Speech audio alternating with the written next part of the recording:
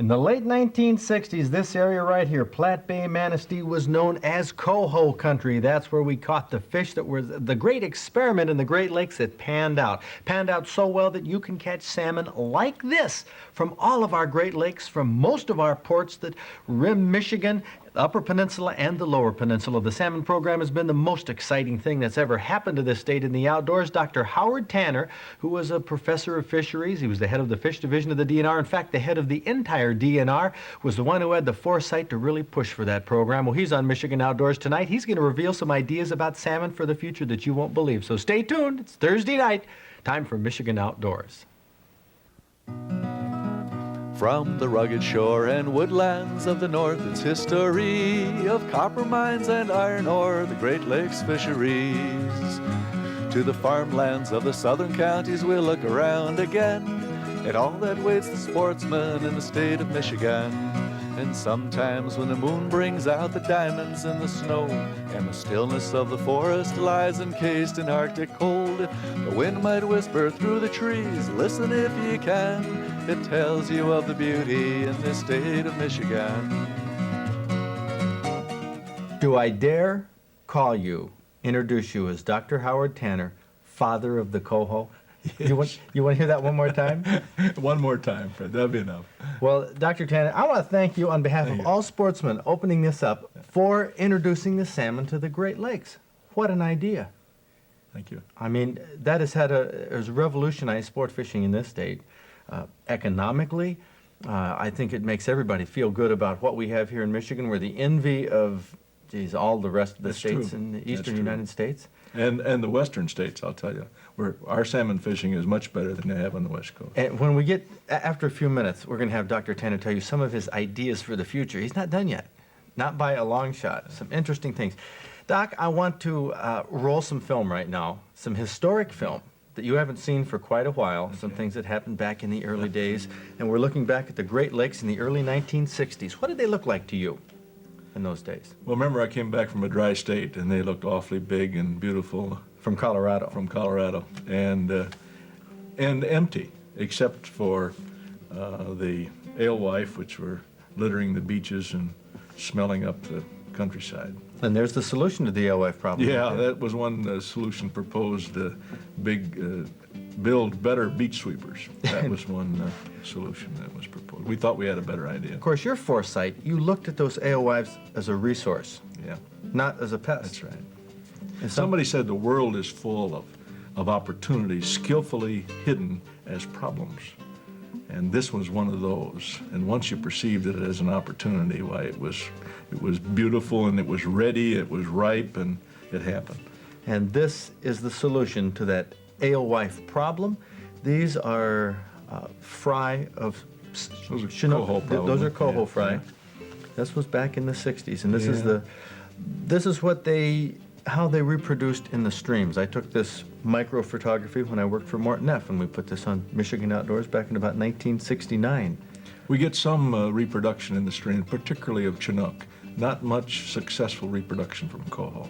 They're in the stream that much longer. They're in the stream a year and a half or so, and there aren't that many stream miles to produce that many fish for that long. Well, I imagine the people in the western United States thought you were nuts for trying to put salmon in the Great Lakes because we have streams that can't support the spawning. But you thought, hatcheries, we could do it in hatcheries. Well, really, remember, they lost their stream production too because they built dams on all their streams. And so they had substituted hatchery production.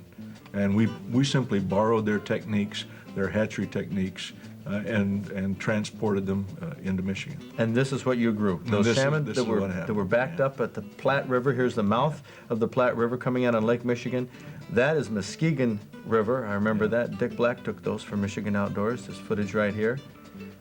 The size of the fish that we had in those days, people couldn't believe it. Monsters. And of course, relatively speaking, they weren't anything over 10 pounds was an enormous fish those days. Now the coho that we had early in the program, these are Chinook right here jumping at the weirs, coming back to have their eggs taken and start the spawning process over again in the hatcheries, which 90% of the fish in Michigan come from hatcheries? I think that's a good figure. So maybe 10% of our fish reproduce in the streams? Yeah, and those are principally Chinook. Of course, this is what the fish have been doing and actually will continue to do. There are salmon in the streams that are dribbling up right now. I was steelhead fishing Sunday. I saw one Sunday. But most of the production has already occurred. Most of it occurred before the 15th of November. Now these fish, the Chinook, are large, 15, 20, 30 pounds, some even up to 40. But, and they, of course, they die in the streams, which has not proven to be a big problem. No, that's not a problem. We don't have streams that are stinking with salmon laying all over the banks. That just does not happen. Of course, the quality fishing is out in the lake. But the coho in the old days, back in the late 60s, early 70s, were bigger. True, much bigger. Why? Why have they gotten smaller? Just for a contrast, the coho this year is still continuing. The coho this year were on the average 1 pound lighter than they were last year. You must have some ideas. Sure. The first years we were planting less than 1 million fish. The combined stocking of Lake Michigan is now between 16 and 18 million salmonids a year. So there is not the food supply per fish that there was in the 1960s. You mean that we have an alewife problem again? Not enough of them? Well, we have a declining supply of alewife. But remember that when the alewife erupted, they displaced a lot of native species. And those native species and earlier introductions like the smelt and the Lake Emerald shiner and the perch and the chubs are all coming back. So there's a forage base out there, but it's just changing. Who would have believed back in the 60s that you would be sitting here in 1984 saying we are faced with a dwindling supply of alewives? We weren't even concerned about a supply of alewives in those days. Well, when you realize what your fish division has done in the last 20 years to build the hatcheries and to build the weirs and to fine-tune this management and to bring in the Scamandia and the steelhead and the Chinook, why, those are the people that deserve the credit. Well, this has been going for 20 years now. Deserve the credit, but it was your foresight. I'm not going to sit here and battle about the credit. You were the father of the coho. You did that when you were Fisheries Division Director. You know, we've gone about 6 minutes here without mentioning the fact that you were DNR Director in the state. Is that a relief? It's a relief for me not to be director anymore. I don't care whether you mention it or not. It's almost a thankless job.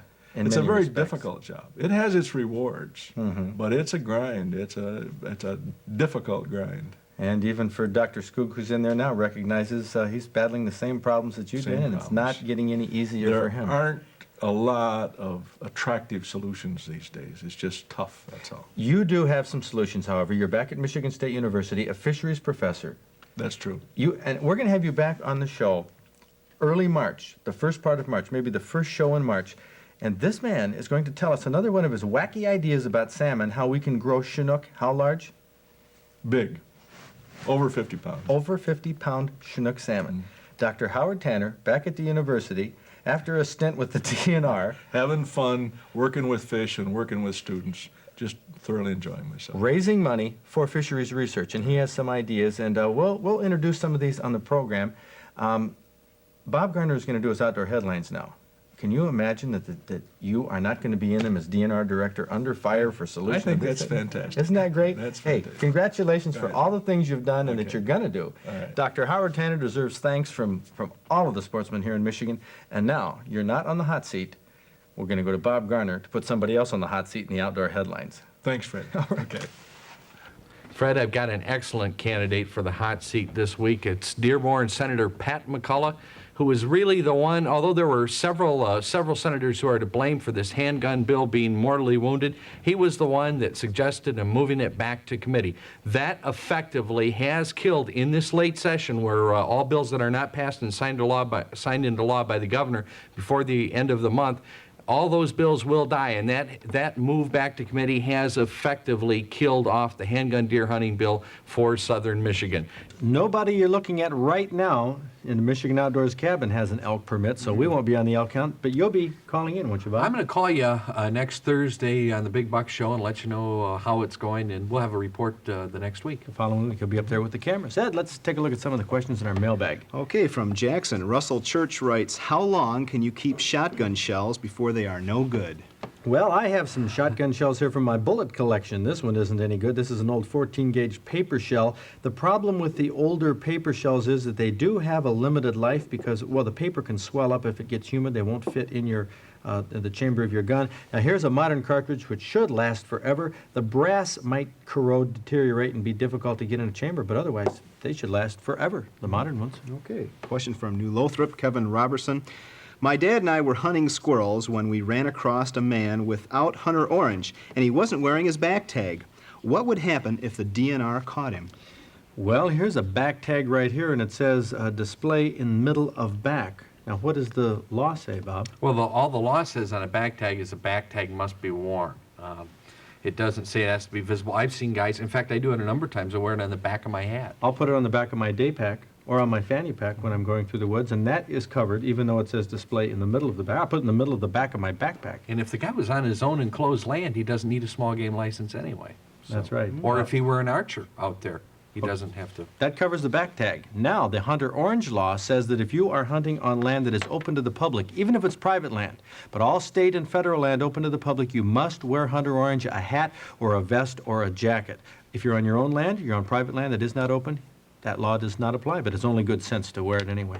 Okay, and Rob Kruka from Hastings says, why does the law prohibit permanent tree stands on private property? I can understand not allowing them on state and federal lands, but the landowner owns the trees on private land, not the state. Okay, the question that you're asking is why does the law prohibit the tree stands on private property? Because the laws are not written, our game laws are not written to differentiate between private land and public land.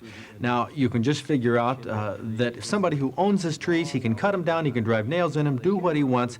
Technically, the law does not differentiate about the private land, so a conservation officer, I guess you've talked to some Bob, who said they'd write a ticket Well, for it. they might write one if there were a nice walnut tree that is a heritage to everybody over the next several hundred years, they might write one, but it would be difficult to defend that in court, I would have Well, to it sure think. would be. I tell you, if they write me a ticket for hunting on private land on my own land about a tree stand, they'll see me in court because I still say those are my trees if I own them and the landowners own them. So that could be a point of law. You know, tonight, a lot of these questions are in our Club Digest, by the way, which you can get a free copy of. Write to us, address coming up at the end of the show, but there's another way you can get this and join the Michigan Outdoors Club. That is by making a pledge on PBS. You're going to be In Detroit, Channel 56. Channel 19, Bay City area. and I'm going to be here on Channel 23 tonight with Kathy. And all of the other stations that you're watching this on, listen to the people who are in the studios making appeals for pledges because PBS needs the money to keep shows like Michigan Outdoors on the air. We're going to be pitching for it, and I hope you'll be doing your part, too. Now, a question that is in our Club Digest and coming up in our outdoor quiz has to do with game, has to do with elk, as a matter of fact. In 1907, there were only 41,000 elk that could be counted throughout the United States. Question is, how large is our United States elk herd today? Well, through modern game management, we have more than 500,000 elk ranging throughout the United States today.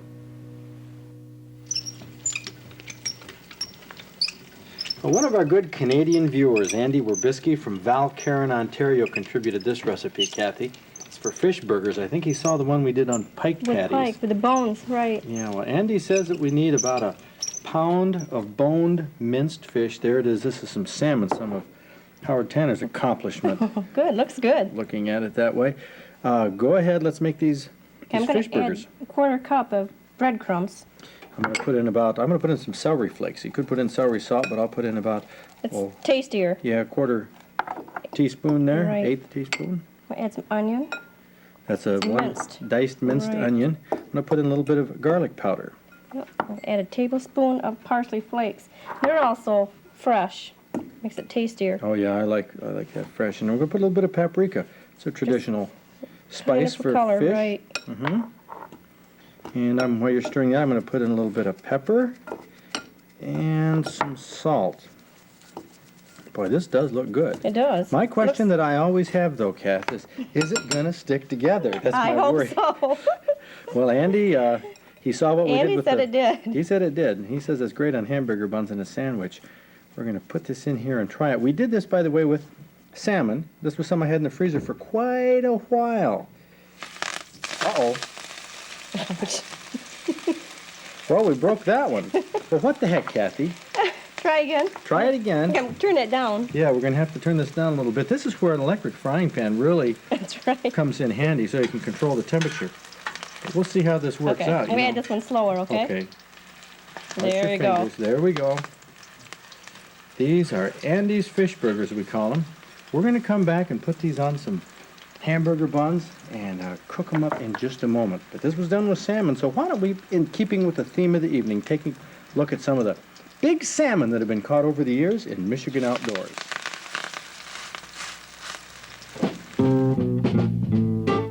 Can you believe that last year at this time, ice fishermen were already out catching 1 pound, 13-ounce crappies? Richard Stoyer from Sanford did just 1 year ago on December 11th.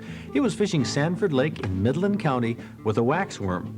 With Big Buck Night coming up next week, you are going to see racks like this. Huge, thick, gnarled beams and long tines. Mitch Rampola is a shoe-in with his 15-point, 23-inch spread archery deer. That's a Traverse City buck that scored 38 in our trophy book.